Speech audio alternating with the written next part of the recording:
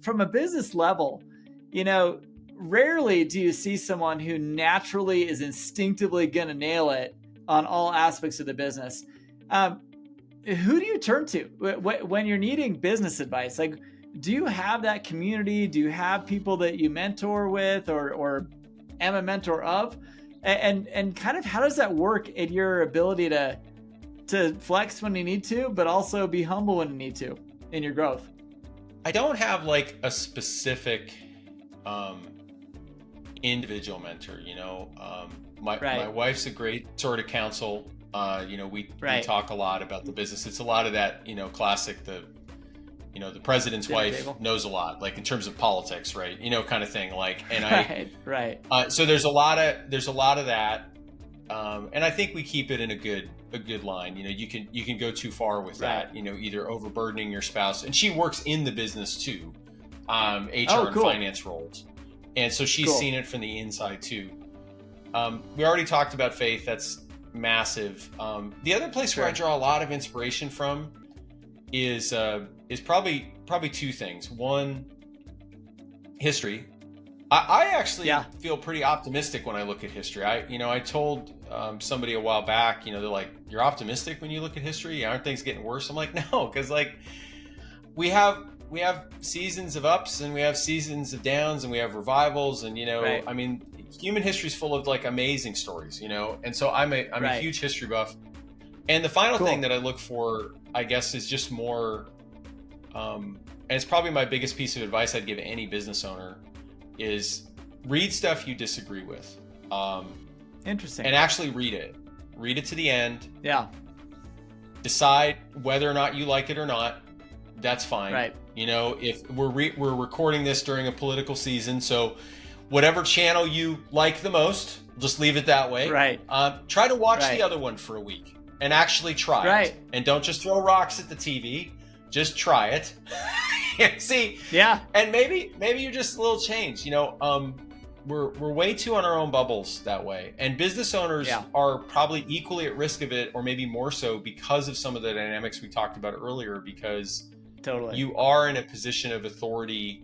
And you have a different, you need different outlets, basically, I think. And that's agreed. That's a piece of it. Sure.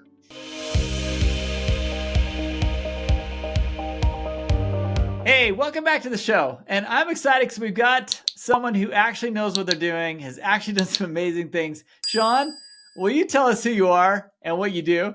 Sure. I think probably the biggest thing to know is I'm still not sure if I know what I'm doing, which is probably why I'm still able to keep doing what I'm doing. I would put it that way. But anyway, I love it. My name's Sean Campbell. I'm a CEO of a market research firm that targets B2B tech. And I've been in the chair of CEO for about 18 years or so now, kind of pushing right up to 18.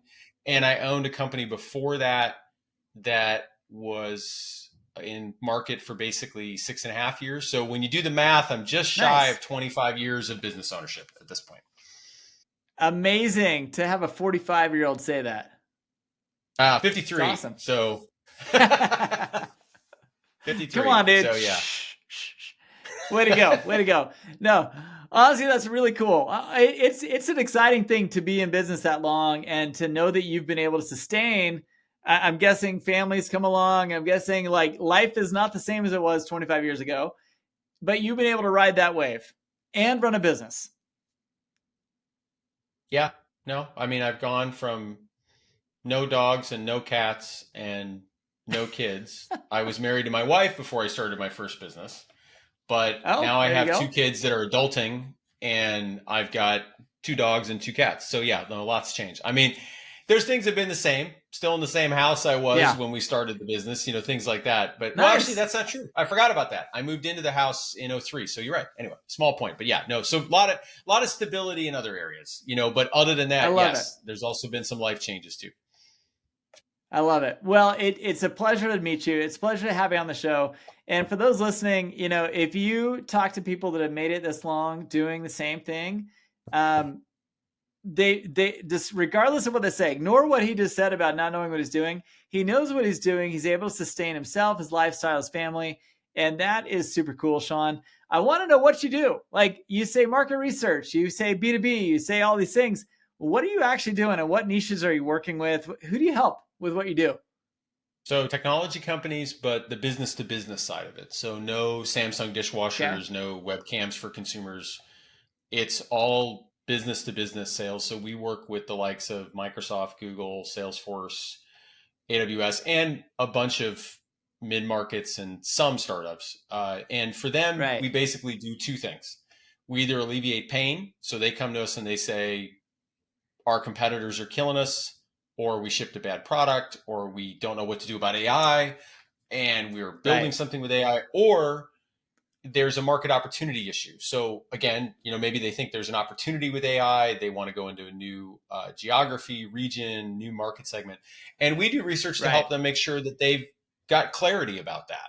That's one of our main Cool. mottos is act with clarity. So we want people to walk away and feel like they can feel strong about the decisions they're about to make. Because to tie it a little bit very briefly into the theme of the show, you know, Yeah. owning a business always comes with a degree of ambiguity in your decision making. I don't know how often you get 100-0 certainty when you make decisions as a business owner. I think it's one of the biggest pieces of initial advice anybody should get is that most of your Right. decisions won't come with that kind of clarity. Your staff No. would like it if you had that clarity, but Sure. And you sometimes you won't. fake it. Yeah, well, that's the thing. I mean, like, there's just not that. So we move those percentages, right? So somebody's Yeah. sitting at 60 Yeah. 40 likelihood that it's a smart decision. We move those goalposts to 85-15, right? Which is a huge thing Sure. when you're about to make a big bet.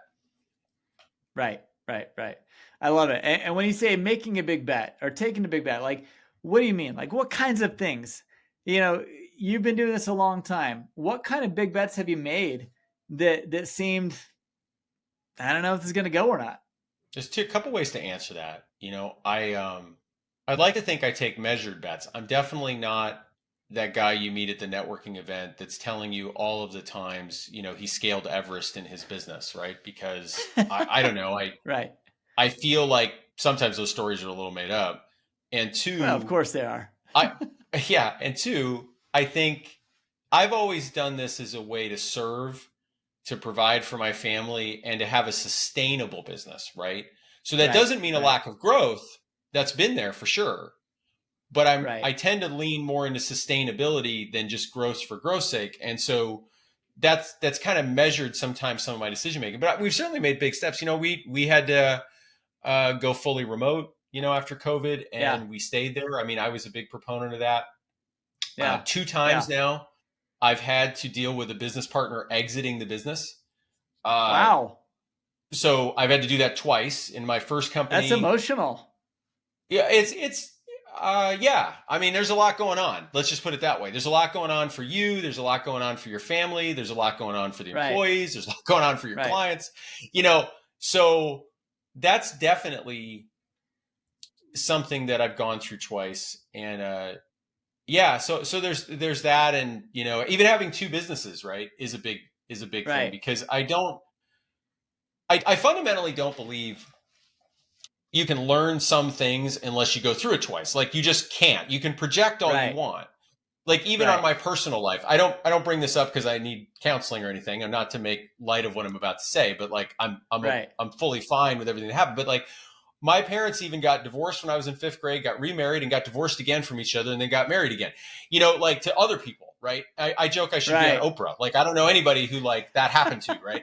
Um, That's pretty but uncommon. the only reason I bring that up is, like, you know, your parents get divorced the second time, you kind of scratch your head. You're like, I don't know if I should take sides this time.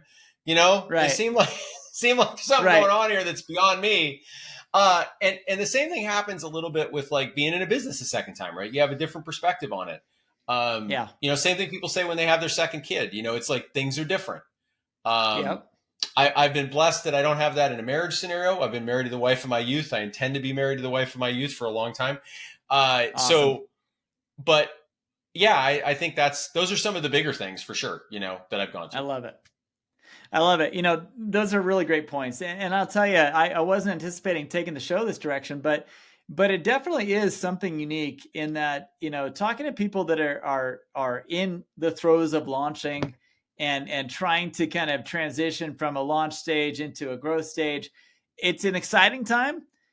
You've now gone through this stage, multiple stages of obviously launched, but sometimes I'm guessing you launch new product types, you've launched new Yep. iterations of what you're doing, new offerings. How does that flow go for you now versus when you used to launch something for the first time and you're super nervous versus now you're kind of like, okay, I kind of seeing what they're needing. Let me see if this works. How does that go for you? Well, I think there's a couple things. I mean, one, businesses are an ego creation deflation factory, right? From an ownership level, they are. I I don't know love it. who isn't infected by that when you start a business. And you know it is, right? Because the first time somebody starts a business, what's the first thing they say to you for the first 6 months? Like your relatives, like, I'm starting a business, they say, right? My business is now started. I've got my first client, right? Okay, well, you know, and great for them, right? I think Right. entrepreneurship and business ownership is kind of the equivalent of like owning a farm in the 19th century. Like the self-reliance it teaches you, Sure. I don't know where else you get it. I just Sure. don't like it, and that doesn't mean somebody's a lesser person for not having done it. Right. It's legitimate. It's like serving in the military is its own unique experience. I never served, so I don't claim that I have it.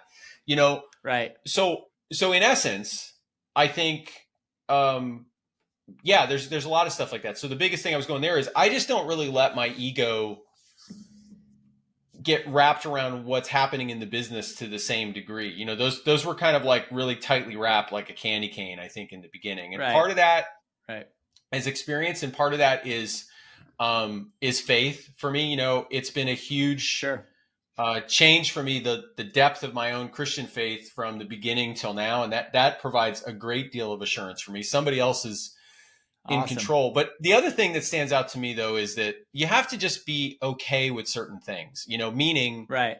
um, when you make decisions, there's this book I think about all the time when it comes to making decisions. It comes from the book, The Hard Thing About Hard Things. And it's got the classic 2x2 consultant grid in it in one of the pages. And there's a section of the grid that says, you decide against the crowd and you are right. And in the box for that, it says, few remember that you made the decision, but the company succeeds.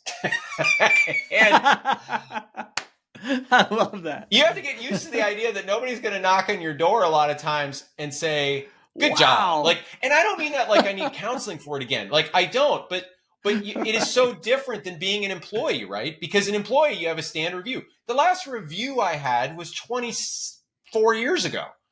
I've The never even last, had one, buddy. yeah, well, I mean, and the thing is, it's like you are getting a review, but you're getting it what feels like every hour, right? By what's happening in the business. So you have to figure out how you're going to relate to that, right? And what your brain's Totally. going to do when things go up and down. And that has a huge impact on your family too. I mean, we've all heard stories about, Totally. the business owner who terrorizes their family in maybe even small ways just because they can't get their head out of the business, right? When they come Yeah. home at Yeah. night. Yeah. Yeah. Which is interesting because, you mentioned that your faith has grown stronger through this experience.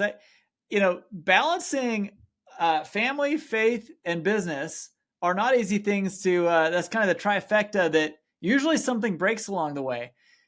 Talk to us about how you've been able to balance that, because I think that's a huge, huge challenge that most people find and trying to continue to move forward in their business. Yeah, ultimately you got to decide what's most important. You're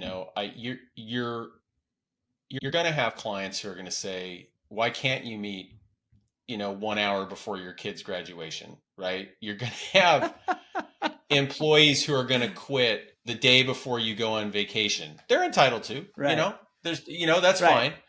You just have to get to this place, I think, where you in both directions are willing to flex a little bit. It's equally true that you can't, as a business owner, say, "Oh, that's my vacation. I'm not talking to anybody on my vacation." I remember a guy, Alan Weiss. He goes by the name Contrarian Consultant. He's kind of closer to retirement now, but he's got a great shtick. Plus, you have to love the name, the Contrarian Consultant, for a brand, right? I love it. And Yeah. but he had this thing in one of his books. He's like, What's wrong with you? You live a good life. You work independently. You probably make okay money, at least working independently. And you can't answer an Right. email halfway through your vacation. Like, how entitled could you be? You know, but his argument isn't like, don't sit there for 8 hours and send emails. So I think it's Right. that kind of weaving and flexing. My wife's been huge. You know, um, she's been a rock in a lot of ways. Love it. In terms of things, and anyway, I think it's I just love putting it. your chips where they really matter. I mean, it's as simple as that, but it's as hard as that at the end of the day, Right. because Right.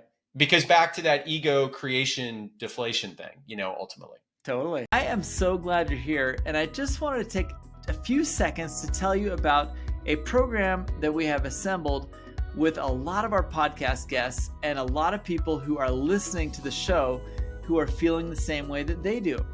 There's a recurring theme. You'll hear a lot of these founders talk about, I couldn't have done it without my team. I couldn't have done it without a support group of peers. I couldn't have done it without having someone to talk to that understood my feeling of isolation as an operator of my business. You see, you're not alone. It is hard running a business, and it's even harder when you know you can't express all your deepest concerns and frustrations with your executive team. It makes them nervous. It gets them scared. You don't want scared people on your executive team. So where do you turn? The Captain's Council is where you turn. The Captain's Council, it is an organization that we are put together with podcast guests, as well as people who are listening who are in the same boat. You see, peers are the only ones that can give you the type of empathy, the type of advice that only a founder or operator know and understand. Go check it out at captainscouncil.com. I know you're going to love what you see there. We have put together an organizational structure that has small group settings, a global community of founders and operators, as well as monthly and quarterly in-person events. You're going to love what you see there. I can't wait for you to check it out and enjoy the rest of this episode.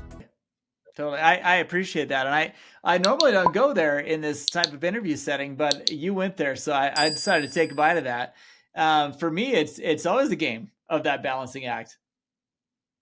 So yeah, I mean, I think that when you dive into family and you dive into your faith and you dive into the business, I do look at that in that order typically. And when you go family, faith, and business, I feel like there is a natural progression of your prioritization, right? I mean, Well, let me say one thing your on wife. that. Yeah, please. There's a phrase there that I think it's somebody else's phrase. It's I forget how you pronounce his first name. I think it's Vodi or Vadi Bakum, but he gave a sermon once and he said, all horizontal problems are vertical problems. I Meaning, love it. Yeah. You have to have an orientation and a faith to something bigger than you. And in my case, as a Christian, Yes. That's pretty clear what that is. Yes. But that settles down all those horizontal relationships, right? And Oh, without 100%. without that anchor, you just have a very different relationship with everything that's right next to you. And I think that's fundamentally a huge part of what has allowed me to get through some things that were challenging, like I said, over the years. Right. So anyway. No, I appreciate that. And honestly, what you just said, I chuckled because one of my sons who's adulting right now is leading a sales team. And he was talking to his team just recently. He told me that he was like, dude, don't always go horizontal with your questions. Go vertical.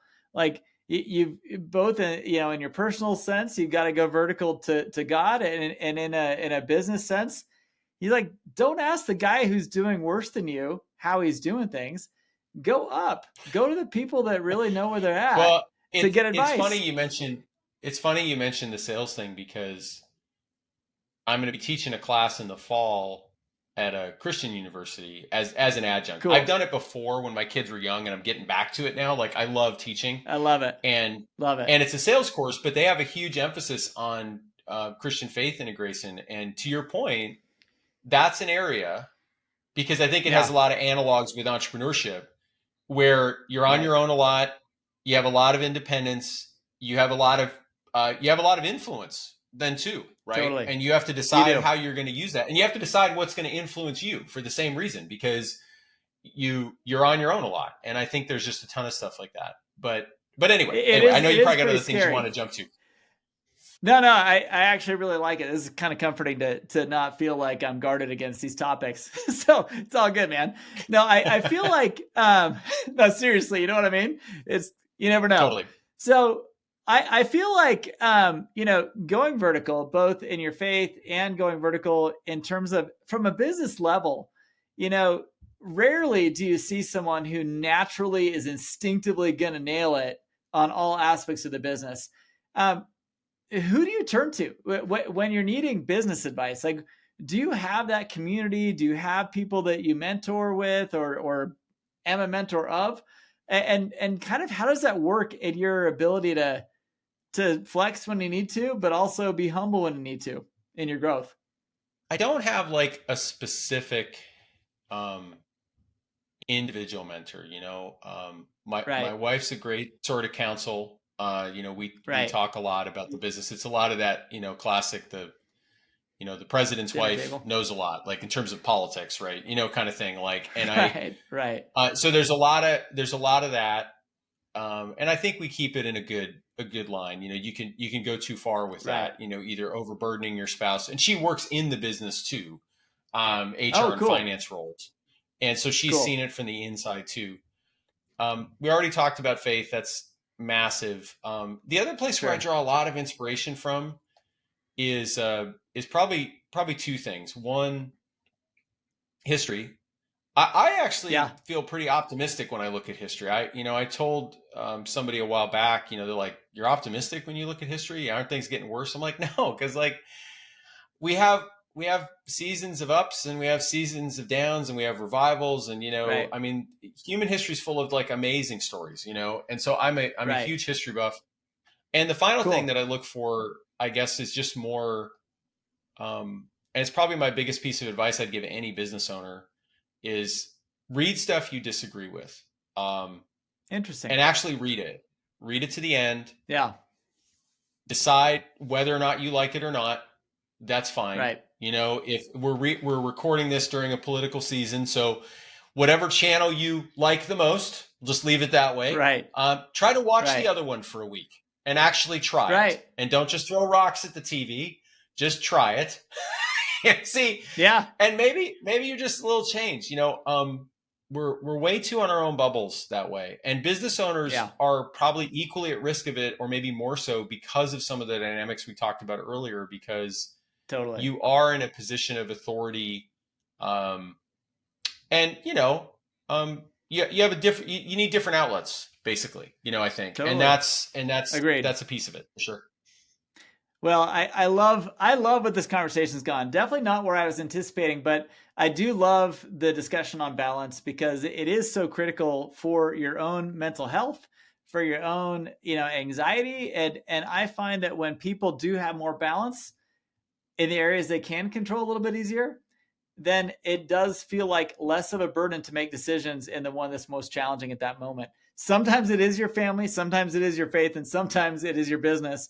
But if you can keep two of them, healthy, usually the third one makes it easier to make Yep, healthier, smarter decisions.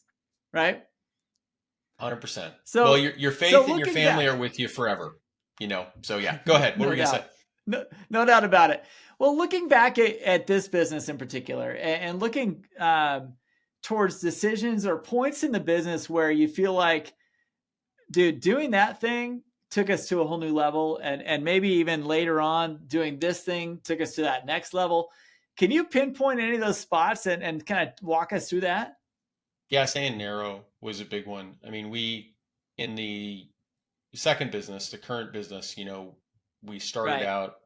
Well, maybe a brief bit of history. So first business was so narrow that we only really had Microsoft and Intel as an account. So I was always in fear that one of them was going to go away, and then we Yeah, have to riff 10 people, right? So I was like, never again. So we totally. start the second business and we're like, okay, let's go work with a broader set of people. Like, so we're working with a Right. furniture manufacturer and pharma and tech and I was like, ick. I can just feel my value deflating. Like I can just feel like I'm Right. getting thinner and thinner and thinner. Not niche enough. Yeah. Yeah. And so I was like, okay, let's do this a little differently. So anyway, we built a good marketing engine so that we weren't just trapped with two accounts. We were, and I think ultimately that's one of the hugest things, because that's where you can provide a lot of value. You can provide a lot of depth. You can get a lot of Totally. value out of knowing your client base. You can get repeat business, all the good stuff that's normalized Sure. through that. So I think that's one of the biggest things, frankly, is just doing that. I would also say being a remote company, this was a little bit of a back and forth with my other business owners over the years. I was definitely way more pro remote than the two other business owners were, per se, in the first business. Maybe one of them was closer to me than the other one. In the second business, there was definitely a difference of opinion about that. And I think it's amazing. I mean, like, I can hire talent from anywhere. I mean, I'm in an interview loop now. I won't say what cities I'm recruiting from in case somebody hears this. You know what I mean? Like, right. Like, why didn't you pick me? I was from blank place, right? But I'm not constrained by geography. That has big cultural impacts in the team, because we're not just all homogenized from one part of the country. Sure. I think to tie it back to something I mentioned earlier, I feel pretty missional about remote work, because I really do feel being able to offer a remote environment at least gives people the opportunity to have better relationships with non-business colleagues, their family, their friends, their kids. It's just the opportunity. I'm not here to fix them. Lord knows, just because you're working remotely doesn't mean the household's in a good place. But at least you have time, right? You have time that wasn't in the car. And we live in a time where they're kind of trying to roll some of that stuff back, right? And it kind of makes me angry. Because I'm like, there's no data to support that rollback. Not really, when you look at it, says the market researcher, right? And I'm sure somebody listening is now like waving the one study. They probably work at Dell in senior leadership, the company that wants them to all come back or they don't get promotions, right? But totally. So, there's somebody out there listening. It's like, I've got the one study, and I'm like, no, man. Look at all of the studies before you do that. But yeah, so I think being remote's been huge. Staying focused on a sector, learning to say no, and I'll share one other quick thing that's a real, in a way, it's a real tactical thing, but it's something I say all the time. So I know it's had an impact because it's always coming out of my mouth. There's this story by a guy named G.K. Chesterton, and I won't do the whole story because he's a 19th century writer, so it's like that kind of Pride and Prejudice. Not that that's 19th century, you know what I mean? Like, long writing. I got it. So I'll summarize the whole thing. He basically says, there's a person who walks up to a fence and they say, I don't know why this fence is here. I'm going to blow it away and do X with wherever the fence is. And there's another type of person that walks up to the fence and says, before I blow it away, I want to understand why it's here. Right. And I tell my team that all the time, because I think one of the things that's hardest when a company's been in business for a while, 18 years, whatever, is that new people come in and, they're new. They want to shake things up. They want to say like, hey, I got an idea, boss, So how do you navigate getting that juice, like getting that new idea, but not just being like, yeah, let's try to run Facebook ads again. We failed 5 times over the last 15 years, but let's try again. Maybe our audience likes them this year, and you're like, this is a waste of money. Why am I going to go do that? And so, and there's some people who will like go that way. They're like, well, maybe this year's the year. Maybe I should listen. Right. And what I think makes more sense is to say to the employee, like, look, as long as you can tell me why the fence is here, I'm happy to blow it away. But if you try to tell me to blow it away before you know why it's here, right. And I found that's like a really good level setting thing. I think it's very honoring. I think people are like, okay, makes sense to me. And I think it's also helped me, to be honest, work well. This is the last thing on it. Frankly, as you get older and you hire people that are younger, there's certain dynamics that creep in. You know what I mean? So is boss aware of that? Is boss as fast as he was when you know what I mean? Like, Nope. I think that's a way of level setting and saying like, sure, I'm happy to question my assumptions. I mean, if the gate shouldn't be there anymore, fine, Right. we'll get rid of it. But if you can't tell me why it's there, then there's something you don't know that you need to ask me about. Interesting. And I don't know, it's this weird little thing. I came across it in a book like 10 years ago about actually managing creatives. They were referencing this guy's work, and it's huge. I probably comes out of my mouth like once every week around here. Like, love it. You know, so that's a thought. No, I love it. And I love that you recognize that you say this often, because, you know, a lot of us read books, a lot of us, you know, listen to mentors or influencers about specific topics. And it is interesting when you find yourself repeating things that have made an impact on you and expecting the team to kind of rally behind that. It's important to know that this is probably important because it keeps coming to top of mind. You know what I mean? Right. And I think that you've been very wise in recognizing that this seems to be coming across in my heart and my mind a lot. Let's really dive into this. And what does this mean? What does it mean to you and getting specific with your team about why it should matter? You know, it's awesome. Yep. 100%. Well, this is awesome. Honestly, this is taking a little bit of a different path than I normally take, but I love it. I really appreciate this interview because it does share an insight into growth and scaling that is a continuation of, it's not a one-time thing to make a decision whether you're going to transition from launch to growth, because you're constantly iterating and you're constantly getting better and better and better at advancing your business. What would you say is the thing that, if you could pinpoint one or two things that makes it so much easier for you to iterate now than it was early on? Easier to iterate. I'm less personally invested in being right. Interesting. I like that.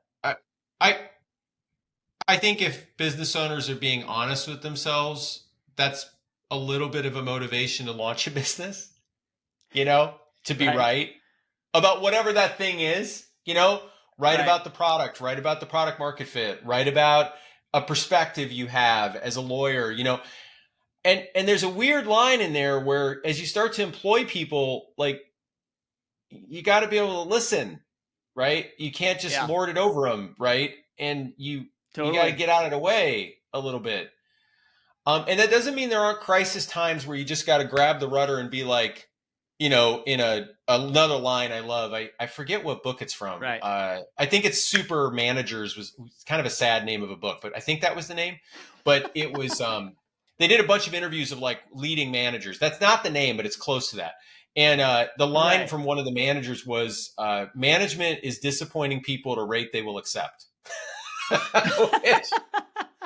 Which, by the way, no one laughs at unless they've managed or had children. Totally. But if they've had one of the two, they're immediately like, ha, that's really funny.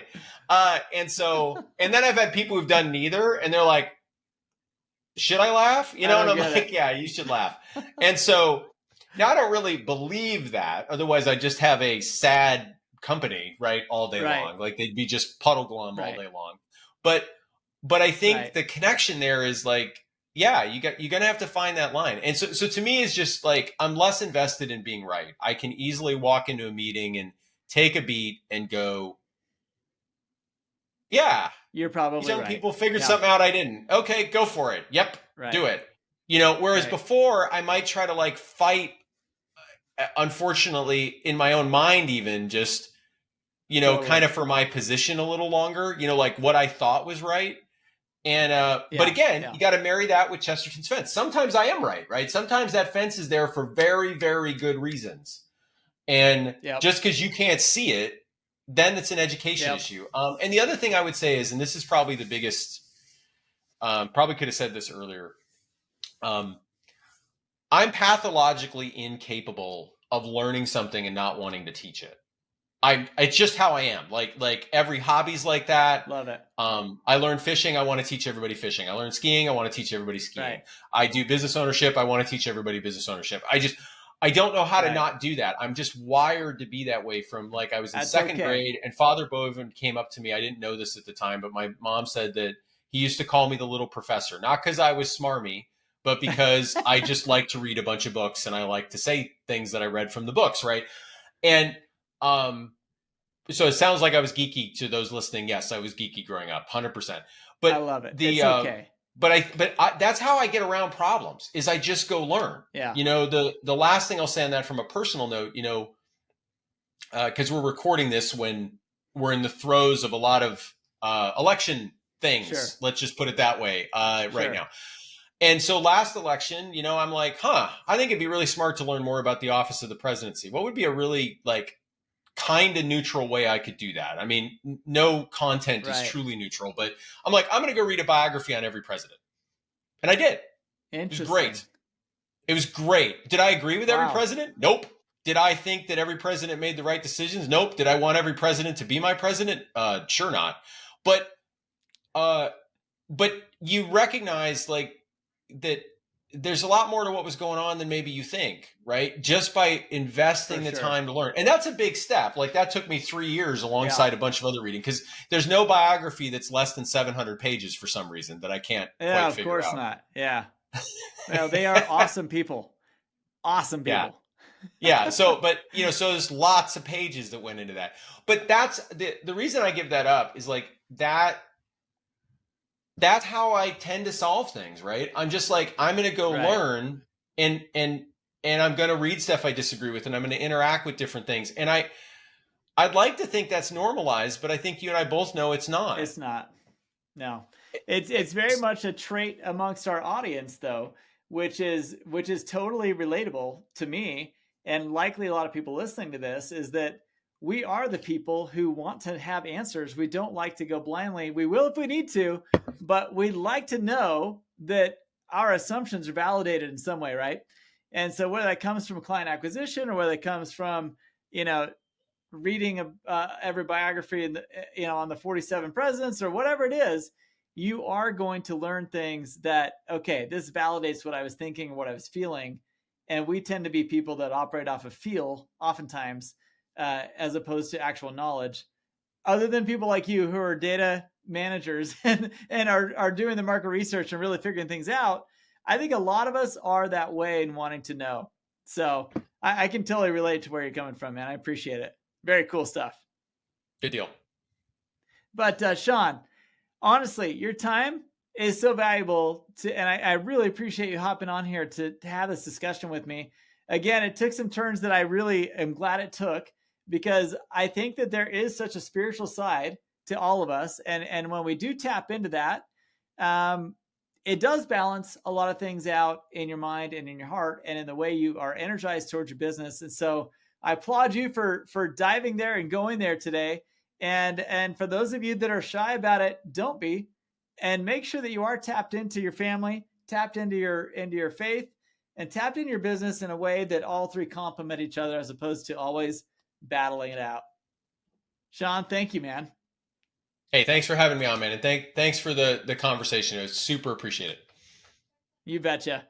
All right. We'll catch up to the rest of you on the next episode. Thanks for being here. Hey, thanks for taking the time to enjoy this interview. I surely enjoyed giving it. Sean is a great guy, and I honestly appreciate his insights and what he's done to build and grow his business, and how he's been able to keep a stable family, marriage, and faith while he's doing the actual business building. So awesome interview. Awesome man. And I really appreciate his time today. There's a lot of you who lack that balance, who are struggling to find a way to kind of keep things flowing on your lifestyle as well as in your business. Check out our growth readiness assessment. These are elements of our growth readiness that come into play. Are you growth ready? If you are, you know how to find that balance. If you're not, and you're feeling like you don't have the balance you wish you had, take our growth readiness assessment at growthreadiness.com and see why you're stressing about things that may be keeping you from building and growing the way you thought you could. So check it out at growthreadiness.com, and we look forward to catching up with you later. Thanks for being a part of the show.